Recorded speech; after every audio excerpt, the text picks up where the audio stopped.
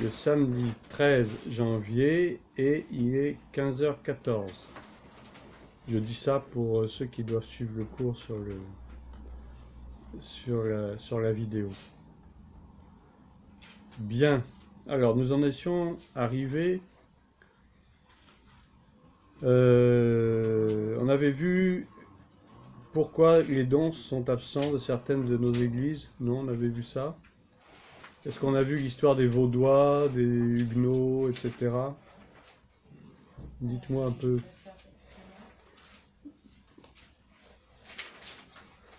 On avait défini ce que c'était que les dons spirituels, bien sûr, hein, puisque c'est le sujet de notre cours. Donc en première partie, on avait vu l'importance des dons spirituels durant la période apostolique, c'est-à-dire pendant le temps des apôtres, et post-apostolique. Hein, on avait vu ça. L'Église primitive, on avait lu 1 Corinthiens 12, ça vous dit? On a parlé de Justin Martyr, vous vous souvenez? Oui. De Irénée de Lyon, de Tertullien, de Chrysostome, de Saint-Augustin. On avait vu tout ça? Oui, ça on avait vu. D'accord. On a vu aussi l'histoire des Vaudois du Piémont, 11e, 12e siècle, les Huguenots, 16e, 17e, les protestants cévenols. Oui. Voilà. On était arrivé au-delà de ça. On est arrivé au-delà de ça. Ensuite, on a eu une partie, pourquoi ces dons sont-ils absents de certaines de nos églises actuelles? On avait vu ça? Oui. Hébreux 13, 3, on l'avait vu? Non, j'ai pas vu. On n'avait pas vu ça? Bon, Moi, je m'arrête à Romains 12, 7. d'accord. Romains 12, 7. Alors, moi je suis à Romains 11, 29. Romains 12, 7, qui dit quoi déjà? Tu nous le rappelles?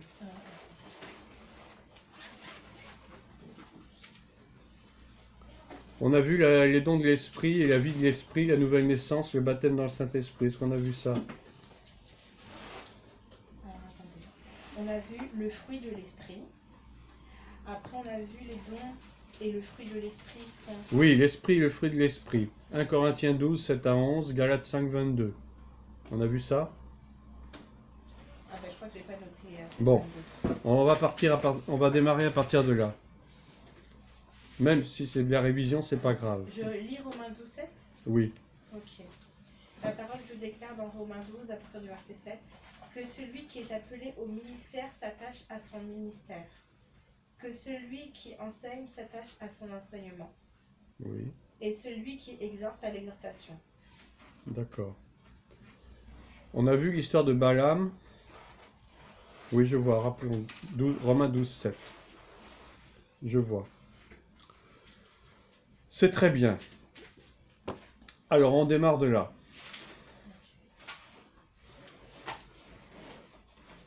C'est quoi le thème de celui-ci? Non, c'est la suite C'est la suite, les dons spirituels et leurs manifestations. Hein. C'est le titre général de l'enseignement. Voilà. Les dons spirituels et leurs manifestations.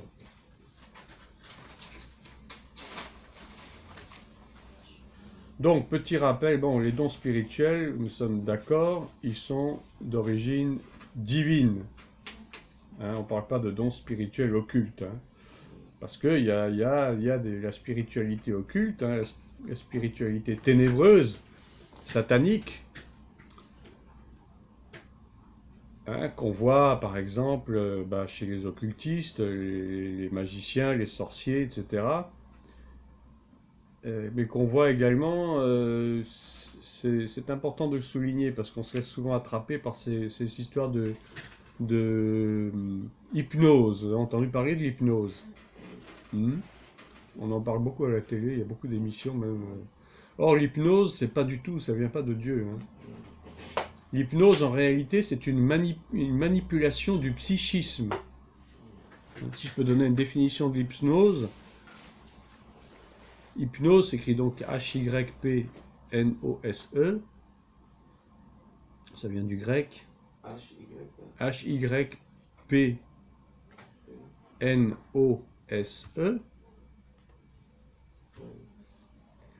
L'hypnose est une manipulation par des techniques, j'allais dire, d'ordre psychique.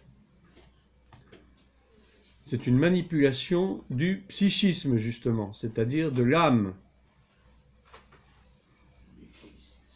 Hein? Vous savez que l'âme, en grec, ça se dit psyché, ou psyché, ça dépend comment on prononce. Et l'esprit, ça se dit pneuma, en grec. Donc vous voyez que c'est totalement différent, on ne peut pas les confondre. L'âme et l'esprit sont deux choses totalement différentes.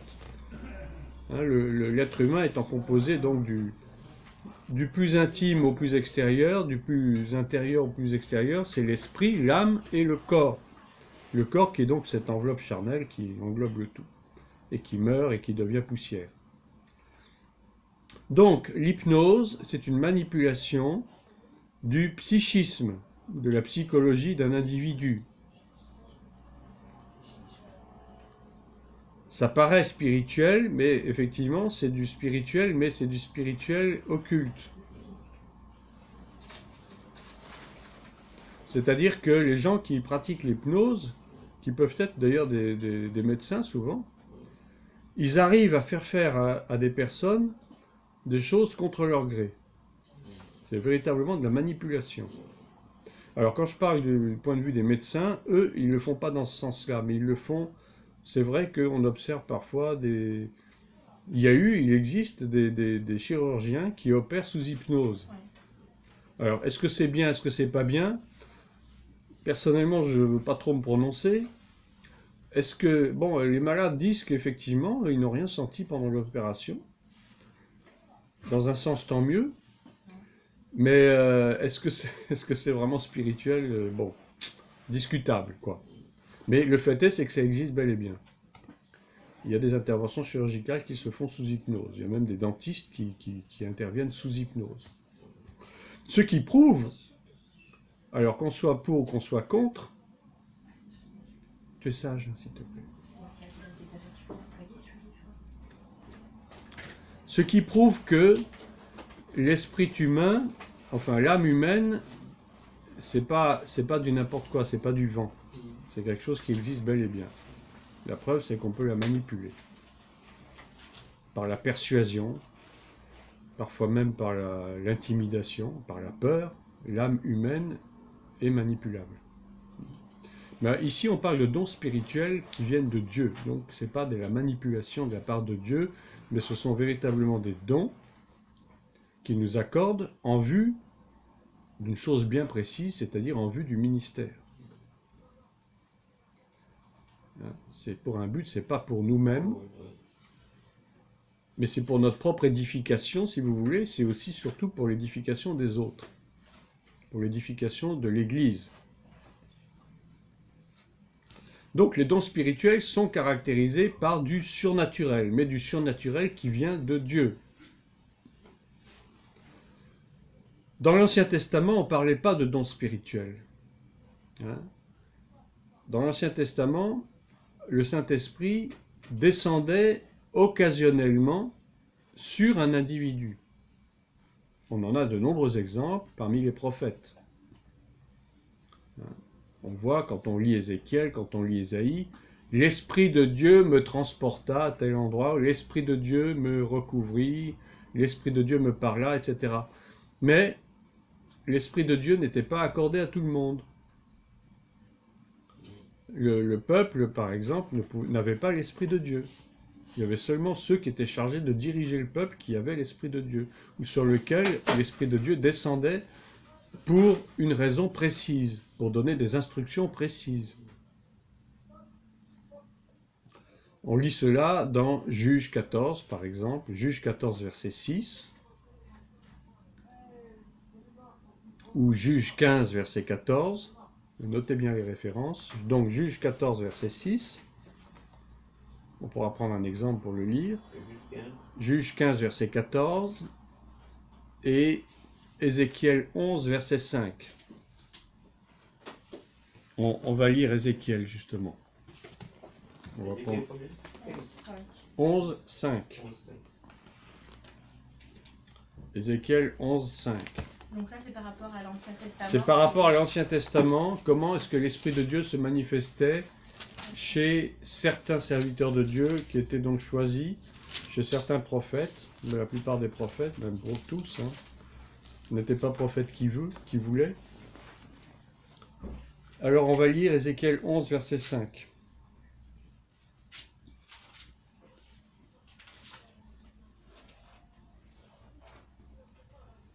J'ai lu la parole de Dieu. Vas-y. Ézéchiel 11, verset 5. Alors l'Esprit de l'Éternel tomba sur moi et il me dit, dis ainsi par l'Éternel, vous pourriez de la sorte, Vous parlez de la sorte. oui, vous parlez de la sorte, maison d'Israël, et ce qui vous monte à la pensée, je le sais. Voilà, c'est tout. Vous voyez, alors l'Esprit de l'Éternel tomba sur moi. C'est quelque chose de ponctuel. C'est parce que Dieu avait quelque chose de précis à dire au prophète Ézéchiel. C'est pour ça qu'il dit l'Esprit de Dieu tomba sur moi. Mais auparavant, peut-être que 5 minutes avant, l'Esprit de Dieu n'était pas là. Et 5 minutes après non plus. Vous voyez, donc c'est ponctuel. C'est comme lorsque Moïse parlait avec Dieu face à face, nous dit la Bible, mais c'était pas tout le temps. Donc on peut quand même présumer que c'était assez souvent, parce que quand même Moïse avait été choisi pour être le dirigeant de ces 3 millions et quelques personnes, et donc il avait constamment des instructions à donner au peuple. Mais dans ce qui concerne certains prophètes, ça pouvait être simplement à certains moments, hein, comme c'est le cas ici pour Ézéchiel. Mais dans notre dispensation actuelle, donc ça c'était dans l'Ancien Testament, et donc dans la Nouvelle Alliance, dans le Nouveau Testament, nous avons le privilège d'avoir l'Esprit Saint qui demeure constamment en nous. Hein, et nous trouvons cela dans Jean 14, verset 17. Jean 14, verset 17, que nous allons lire d'ailleurs, pour nous le remettre en mémoire. Jean 14, verset 17. Alors ne retenez pas tous les versets que je vous donne, mais ceux... En fait, il y en a beaucoup que je ne vous donne pas, intentionnellement, mais ceux que je vous donne, il faut les retenir, ce sont les plus importants.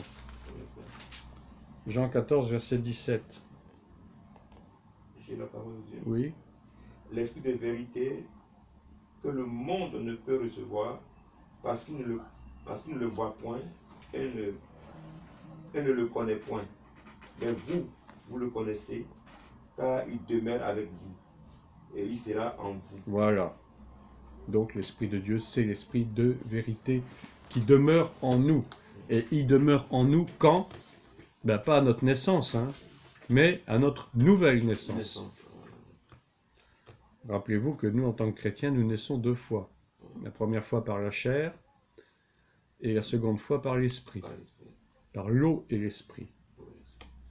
Donc dans l'Ancien Testament, l'Esprit de Dieu saisissait ou agitait des hommes, mais sous la Nouvelle Alliance, c'est un héritage qui nous est donné, qui nous est accordé. Alors maintenant, voyons un peu les 9 dons de l'Esprit, puisqu'il y en a 9 qui sont très bien décrits dans 1 Corinthiens 12, entre les versets 8 à 10, que nous allons lire d'ailleurs. Il y a 9 dons de l'Esprit, 9 dons spirituels, ou on appelle aussi 9 charismes. Hein. 1 Corinthiens 12, versets 8 à 10. 1 Corinthiens 12, versets 8 à 10. Tricia, tu peux lire?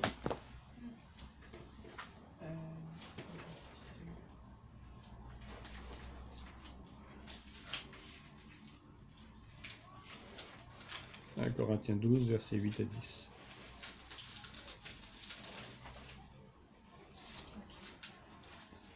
Je lis la parole de Dieu dans 1 Corinthiens 12 à partir du verset 8.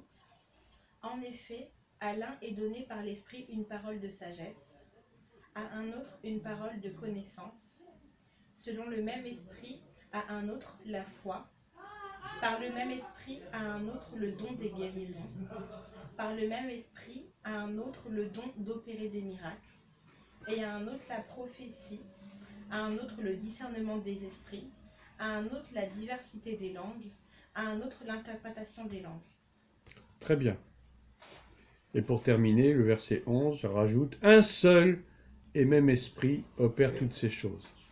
Il n'y a pas 50 esprits, il n'y a pas 9 esprits, il n'y a qu'un esprit, c'est l'esprit de Dieu qui se manifeste de ces 9 façons différentes. Alors on va voir un peu comment est-ce qu'on peut classer, regrouper ces 9 manifestations. Il y a d'abord, nous devons le lire, donc la parole de sagesse, la parole de connaissance et le discernement des esprits. Ce sont les 3 premières manifestations, les 3 premiers dons qu'on appelle les dons de révélation. Dons de révélation. Alors, qu'est-ce que c'est qu'une parole de sagesse? Est-ce que l'un d'entre vous peut définir? La différence entre une parole de sagesse et une parole de connaissance, par exemple. Bon, si vous ne savez pas, c'est pas grave. Hein. On en entend souvent. Pendant les cultes du dimanche, ça arrive très souvent. Si vous faites un peu attention. Une parole de sagesse, eh bien, c'est une parole qui est donnée à une personne par l'Esprit de Dieu, c'est-à-dire que la personne qui délivre la parole ne connaît pas la personne, et lui donne une parole qui sert à la fortifier, à l'exhorter. C'est pas la révélation. Alors c'est différent. C'est différent. La révélation, c'est la parole de connaissance. Je pensais que c'était le contraire. Mais, ok. Alors il y a différentes théologies. Il y en a qui disent que oui, la parole de sagesse, non, la parole de connaissance, par l'Esprit de Dieu, on a connaissance d'un fait dans la vie de la personne. Ok. Par exemple, tu dois, je donne un exemple, hein, tu dois voyager le mois prochain, ne pars pas. Ça, c'est une parole de connaissance. Parce qu'il y a un danger. Ou bien, envoie ton CV à telle entreprise et tu vas voir ce qui va se passer. Ça, c'est une parole de connaissance. D'accord? Mais une parole de sagesse, c'est différent. Exemple, parole de sagesse, sois courageux, sois fort, persévère, ou bien n'aie pas peur pour ta famille, des choses comme ça. Ça, ce sont des paroles de sagesse. Hein? C'est la sagesse de Dieu, en fait, qui parle.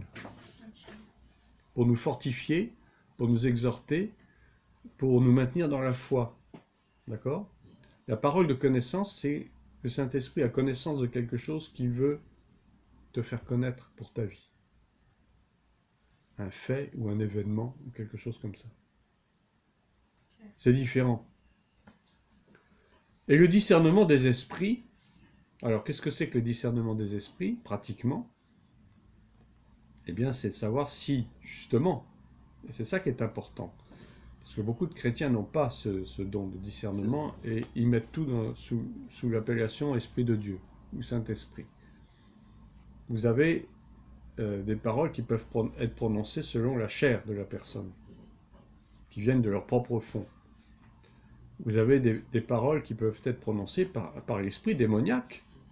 L'esprit démoniaque qui habite une personne peut parler et se faire passer pour Dieu. Et puis vous avez le Saint-Esprit qui parle. Donc, vous voyez, il y a 3 sortes d'esprits qui peuvent se manifester. Et même un prophète aguerri peut être victime de ça. Exemple, si par exemple il est un peu défaillant dans la foi, ou s'il a commis un péché quelconque, ou s'il est un peu en infraction avec Dieu, c'est pas forcément le Saint-Esprit qui va parler à travers lui. Mais nous, qui recevons la parole, on doit avoir ce discernement pour savoir si vraiment ça vient de Dieu ou pas. Parce qu'on peut tomber dans un piège. Plusieurs fois, c'est arrivé où un prophète a déclaré sur une personne quelque chose, la chose ne s'est pas produite, ou bien a eu un effet inverse, parce que ce n'était pas l'Esprit de Dieu qui parlait. Vous comprenez ça? Donc c'est très important. Ça ne veut pas dire qu'il faut rejeter en bloc les paroles, mais il faut avoir un discernement. Si, lorsque vous recevez une parole, l'Esprit en vous agrée cette parole, vous allez le sentir. par une conviction personnelle. Mais si l'esprit à l'intérieur de vous n'agrée pas cette parole, vous allez vous sentir gêné. Il y a quelque chose en vous qui va bloquer. Et ça prouve que cette parole ne vient pas de Dieu. C'est ça le discernement des esprits. D'accord? Je m'interromps 2 minutes.